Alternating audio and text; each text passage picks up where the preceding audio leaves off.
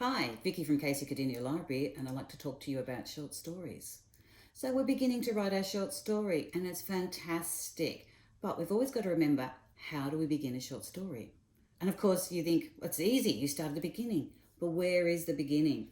Sometimes when we write, we like to, it's called writing ourselves into the story. For example, I'm sitting here, I'm looking out my window. It's a bit of a cold grey day. There's a bit of sunshine and I can see the mist down in the valley below. Slowly the mist is rising. I can start to see clouds. I can see the mountains in the distance. I can see some trees. I can hear the cockatoos screeching in the trees as they go from area to area.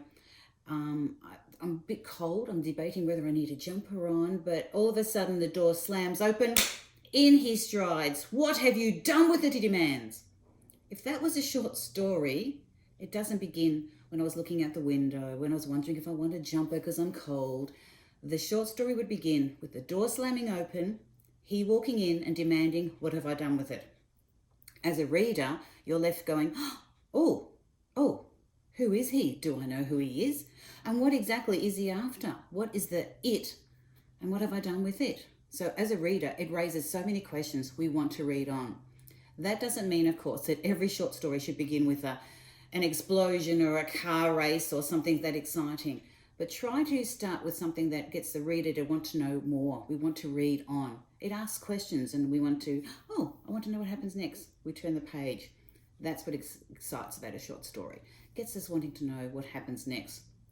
So sometimes there's some beautiful descriptive writing about settings and landscape, and there's some beautiful poetic writing. But in a short story, no, we've got to start with a bit of action, an event happening, and that will get us interested and wanting to know more. We'll keep eagerly reading on. We won't be turning the pages going, "Oh, beautiful landscape. Yep, I've seen the beach, but I want to know what happens next."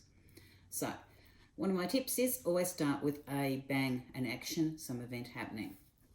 And remember to keep the action going. This is George. He's going for a walk back to his house. In a short story, that would be so boring.